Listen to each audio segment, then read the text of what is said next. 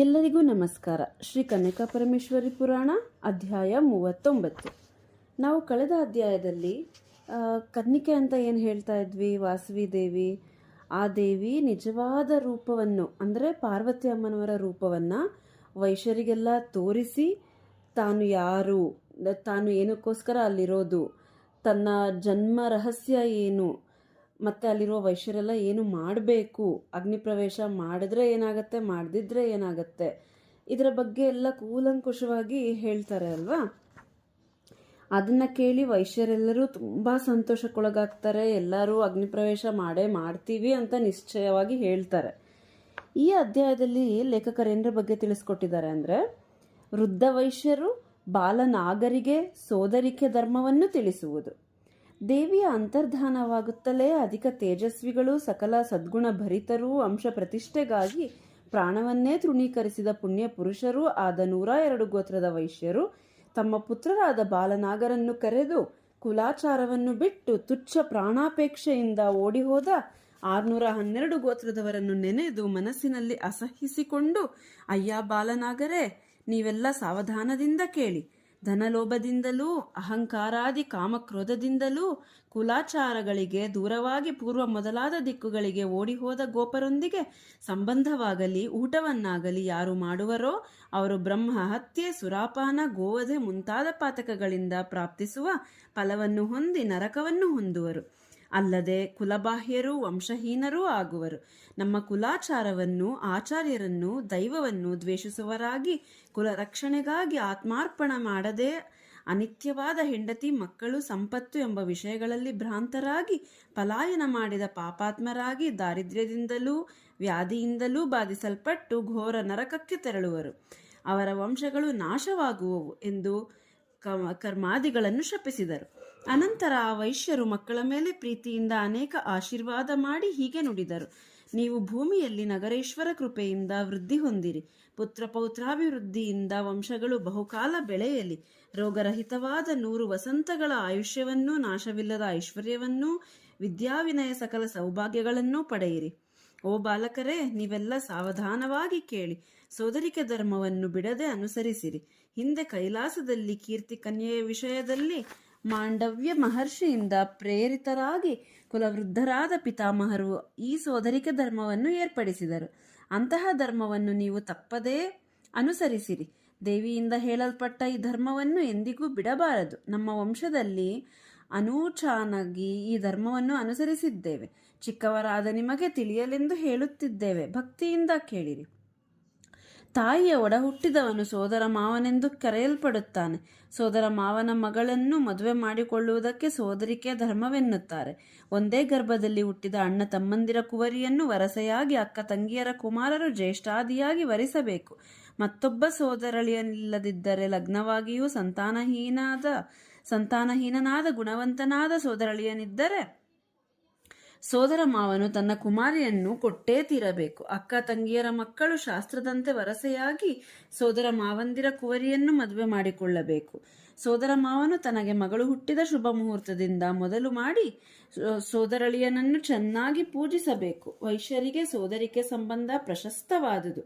ಹಿರಿಯರಿಂದ ನಿರ್ಮಿತವಾದ ಈ ಆಚಾರವನ್ನು ಅನುಸರಿಸಿ ಘನತೆಯನ್ನು ಪಡೆಯಿರಿ. ಅಳಿಯನದು ಕನ್ಯೆಯದು ಸೋದರ ಮಾವನ ಗೋತ್ರ ಒಂದೇ ಆದ ಪಕ್ಷದಲ್ಲಿ ಅಂತಹ ವಿವಾಹವು ನಿಷಿದ್ಧವಾಗುವುದು. ಒಂದು ಕಣ್ಣಿನವನಾದರೂ, ಗುಲ್ಮ ರೋಗಿಷ್ಠನಾದರೂ, ಪಾದರೋಗಿಷ್ಠನಾದರೂ, ನಿರಕ್ಷರಿಯಾದರೂ, ಹರಿದ ತುಟಿಯವನಾದರೂ ಸೋದರ ಮಾವ ಕನ್ಯೆಯನ್ನು ಕೊಡಲೇಬೇಕು. ಪೂರ್ತಿ ಕಿವುಡನು, ಕುರುಡನು, ಮೂಕನು, ಗುಜ್ಜನು, ಹೇಳವನು, ವಿರೂಪನು, ಹುಚ್ಚನು, ನಪುಂಸಕನು, ಕುಲಭ್ರಷ್ಟನು, ಗೋಹತ್ಯಾದಿ ಪಾತಕಿಯೂ, ಹೆಂಡತಿ ಮಕ್ಕಳಿದ್ದು ವಿವಾಹ ಮಾಡಿಕೊಳ್ಳ ಬಯಸುವವನು ಕನ್ಯಾದಾನಕ್ಕೆ ಅಯೋಗ್ಯರು. ಜನ್ಮದಿನ, ನಕ್ಷತ್ರ, ಲಗ್ನಾದಿ ದೋಷಗಳನ್ನು ವಿಚಾರಿಸುವುದು ಅಗತ್ಯವಿಲ್ಲ. ಸುಳಿದೋಷವಾಗಲಿ ಕಣ್ಣು ಹುಬ್ಬಿನ ದೋಷವಾಗಲಿ ಸೋದರಳಿಯನಿಗೆ ಮಗಳನ್ನು ಕೊಡಲು ಅಡ್ಡವಾಗಲಾರದು. ಈ ನಿಯಮಗಳನ್ನು ಅಲಕ್ಷಿಸಿದವರಿಗೆ ಕೇಡು ಖಂಡಿತ. ಹೆಂಡತಿ ಇದ್ದರೂ ಸಂತಾನವಿಲ್ಲದ ಸೋದರಳಿಯನಿಗೆ ಸೋದರ ಮಾವ ಧರ್ಮಾರ್ಥವಾಗಿ ದಯೆಯಿಂದ ಮಗಳನ್ನು ಕೊಟ್ಟರೆ ಮಂಗಳಕರವಾಗಿ ವಿವಾಹ ಮಾಡಿಕೊಳ್ಳಬೇಕು. ವಯೋಧರ್ಮವನ್ನನುಸರಿಸಿ ಜ್ಯೇಷ್ಠನಾದವನು ಜ್ಯೇಷ್ಠ ಪುತ್ರಿಯನ್ನು ಮದುವೆಯಾಗಬೇಕು. ಸೋದರ ಮಾವರಲ್ಲಿ ಸಣ್ಣವರ ಮಗಳಾದ ಜ್ಯೇಷ್ಠೆಯನ್ನು ಜ್ಯೇಷ್ಠನೇ ಮದುವೆಯಾಗಬೇಕು. ಜ್ಯೇಷ್ಠ ಪುತ್ರನು ವಯಸ್ಸಿನಲ್ಲಿ ಸಣ್ಣವನಾದರೆ ಮಾತ್ರ ಕನಿಷ್ಠೆಯನ್ನು ವರಿಸಬೇಕು. ಓ ಬಾಲವೈಶ್ಯರೇ, ಶ್ರದ್ಧೆಯಿಂದ ಕೇಳಿ. ಸೋದರ ಮಾವನ ಹೆಂಡತಿ ಗರ್ಭವತಿಯಾಗಿದ್ದರೆ ಆಕೆ ಪ್ರಸವಿಸುವವರೆಗೆ ಸೋದರಳಿಯನ್ನು ಮದುವೆ ಮಾಡಿಕೊಳ್ಳಬಾರದು. ಸೋದರಿಯ ದತ್ತಪುತ್ರನು ಏಕಗೋತ್ರನಾದರೆ ಮಾತ್ರ ಸೋದರಕ್ಕೆ ಅನರ್ಹನು. ಅನ್ಯಗೋತ್ರಜರಾದ ದತ್ತು ಕುಮಾರನಿಗೆ ಸೋದರ ಮಾವನ ಮಗಳನ್ನು ತಪ್ಪದೇ ಕೊಡಬೇಕೆಂಬುದೇನಿಲ್ಲ. ಒಂದು ವೇಳೆ ಮಾವನ ಅಂಗೀಕಾರವಿರದಿದ್ದರೆ ಶಾಸ್ತ್ರ ವಿರೋಧವಲ್ಲ. ಬುದ್ಧಿಹೀನನಾದರೂ, ದರಿದ್ರನಾದರೂ, ದೇಶಾಂತರಗತನಾದರೂ, ಮೂರ್ಖನಾದರೂ, ಕಿವುಡನಾದರೂ, ಬಂಧುಗಳಿಗೆ ಹಿತನಲ್ಲದಿದ್ದರೂ, ಅಸಂಸ್ಕೃತನಾಗಿದ್ದರೂ, ರೋಗಿಯಾಗಿದ್ದರೂ, ತಬ್ಬಲಿಯಾಗಿದ್ದರೂ, ಅಣ್ಣ ತಮ್ಮಂದಿರಿಲ್ಲದಿದ್ದರೂ, ಚಾಡಿಕೋರನಾಗಿದ್ದರೂ, ಕಾಮುಕ, ರಾಜಸೇವಕ, ಜೂಜುಗಾರನಾಗಿದ್ದರೂ ಸೋದರಳಿಯನು ಯೋಗ್ಯನು. ಸೋದರ ಮಾವನಿಗೆ 2 ಹೆಂಡರಿದ್ದರೆ ಯಾವ ಹೆಂಡತಿಯಲ್ಲೇ ಆಗಲಿ ಮಗಳು ಜನಿಸಿದರೆ ಕೇವಲ ಸೋದರಳಿಯನಿಗೆ ಆಗಲಿ ಅಥವಾ ಅವನ ಸವತಿ ಬಂಧುಗಳಿಗಾಗಲಿ ಆಕೆಯನ್ನು ವಿವಾಹ ಮಾಡಿಕೊಡಬೇಕು. ಯಾವ ಮಾವನೇ ಆಗಲಿ ಅಂಥ ಕನ್ಯೆಯನ್ನು ಕೊಡದಿದ್ದರೆ ಬಿಡದೆ ಮಾಡಿಕೊಳ್ಳಬೇಕು. ಇದಕ್ಕೆ ಶಾಸ್ತ್ರ ವಿರೋಧವಿಲ್ಲ. ವೇಷ, ದೋಷ, ನಿರ್ಬಂಧಗಳೂ ಇಲ್ಲ. ಗೋತ್ರಗಳು ಯಾವಾದರೂ ಒಂದೇ ಪ್ರವರದಲ್ಲಿ ಹುಟ್ಟಿದ ಕನ್ಯೆಯನ್ನು ಮದುವೆ ಮಾಡಿಕೊಳ್ಳಬಾರದು. ಅಜ್ಞಾನದಿಂದ ಮಾಡಿಕೊಂಡಿದ್ದರೆ ಬಿಡದೆ ಕಾಪಾಡಬೇಕು. ಒಂದೇ ಗೋತ್ರದ ಪ್ರವರಕ್ಕೆ ಸೇರಿದ ಕನ್ಯೆಯನ್ನು ಮಾಡಿಕೊಳ್ಳಬಾರದು. ಒಂದು ವೇಳೆ ಅಜ್ಞಾನದಿಂದ ಮಾಡಿಕೊಂಡಿದ್ದರೆ ಬಿಟ್ಟು ಬಿಡಬೇಕು. ಆಕೆಯನ್ನು ಮಾತೃಭಾವದಿಂದ ಪೂಜಿಸಬೇಕು. ಸೋದರ ಮಾವನಿಗೆ 2 ಹೆಂಡರಿದ್ದು ಅವರಿಬ್ಬರೂ ಕುವರಿಯರಿದ್ದರೆ ಸ್ವಂತ ತಂಗಿಯ ಮಕ್ಕಳಾದ ಅಣ್ಣ ತಮ್ಮಂದಿರಿಗೆ ಪೂಜಿಸಿ ಮದುವೆ ಮಾಡಿಕೊಡಬೇಕು. ಸ್ವಂತ ತಂಗಿಗೆ ಮಗನಿಲ್ಲದಿದ್ದರೆ ಆಕೆಯ ಸವತಿಗೆ ಮಗನಿದ್ದರೆ ಆತನಿಗೆ ಸೋದರ ಮಾವನ ಮಗಳನ್ನು ಕೊಡಬೇಕು. ಶಾಸ್ತ್ರ ವಿರೋಧವೂ ಇಲ್ಲ. 2 ಹೆಂಡರಿದ್ದವರಿಗೆ ಮಕ್ಕಳು ಇದ್ದರೆ ಅಕ್ಕ ತಂಗಿಯರ ಮಗ ಇಲ್ಲವಾದರೆ ಆಗ ಅವರ ಸವತಿಯ ಮಗನಿಗೆ ಕುಮಾರಿಯನ್ನು ಕೊಡಬೇಕು. ಇಂತಹ ಸಂಬಂಧದಿಂದ ಇಹಪರಲೋಕದಲ್ಲಿ ಪೂಜ್ಯರಾಗುವರು ಎಂದು ನುಡಿದರು. ಆಗ ಬಾಲವೈಶ್ಯರು ಆ ವೃದ್ಧನನ್ನು ನೋಡಿ, ತನಗೆ ಸ್ವಂತ ಸೋದರಿಯೂ ಸವತಿ ಸೋದರಿಯೂ ಇದ್ದು ತನಗೂ ತನ್ನ ಸವತಿ ಸೋದರಿಯರಿಗೂ ಕುವರಿಯರಿದ್ದ ಪಕ್ಷದಲ್ಲಿ ಸೋದರಿಕೆ ಧರ್ಮವನ್ನು ಹೇಗೆ ಆಚರಿಸಬೇಕು ಎಂದು ಕೇಳಿದರು. ಆಗ ಆ ವೃದ್ಧ ವೈಶ್ಯರು, ಮಕ್ಕಳೇ, ನೀವೆಲ್ಲ ಬುದ್ಧಿವಂತರಾಗಿ ಕೇಳಿರಿ. ವಂಶಧರ್ಮವೂ ವಿಜಯಕಾರಕವೂ ಆದ ಸೋದರಿಕೆ ಧರ್ಮವನ್ನು ಹೇಳುತ್ತೇವೆ.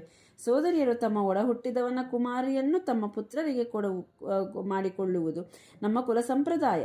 ತನ್ನ ನಿಜ ಸೋದರನಿಗೆ ಕುವರಿ ಇದ್ದಲ್ಲಿ ತನ್ನ ಸವತಿ ತಾಯಿ ಕುವರನಿಗೆ ಕುವರನಿದ್ದಲ್ಲಿ ನಿಜ ಸೋದರನ ಪುತ್ರಿಯನ್ನು ತನ್ನ ಕುವರನಿಗೆ ತಂದುಕೊಳ್ಳಬೇಕು. ಬಂಧುತ್ವವನ್ನು, ಮಾತಿನ ಬಲವನ್ನು, ಸಂಪತ್ತನ್ನೂ ಕಂಡು ಸೋದರಿಕೆ ಧರ್ಮವನ್ನು ಉಪೇಕ್ಷಿಸಿದ ಪಾಪಾತ್ಮರು ಕುಲದಿಂದ ಬಹಿಷ್ಕೃತರಾಗುವರು.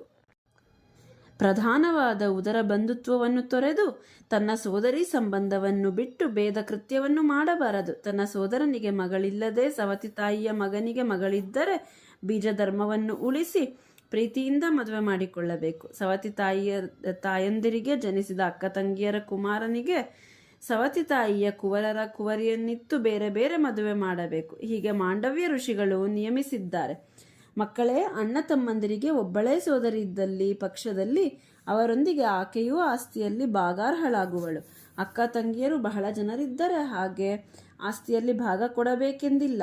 ಒಬ್ಬನಿಗೆ ತನ್ನ ಮಗಳನ್ನೀಯಬೇಕು. ಜ್ಯೇಷ್ಠನಾದವನು ತನ್ನ ಕುವರಿಯನ್ನು ಜ್ಯೇಷ್ಠ ಭಗನಿಯ ಕುಮಾರನಿಗೆ ಕೊಡಬೇಕು. ಕನಿಷ್ಠರ ಕನ್ಯೆಯನ್ನು ಕೊಡಬಾರದು. ತನ್ನ ಒಡ ಹುಟ್ಟಿದವಳ ಕುಮಾರನಂತೆ ಸವತಿ ತಾಯಿ ಮಗಳ ಕುಮಾರನನ್ನು ಬುದ್ಧನಾದ ವೈಶ್ಯನು ಕ್ರಮಪಾಪ್ತವಾಗಿ ಪಾಲಿಸಬೇಕು.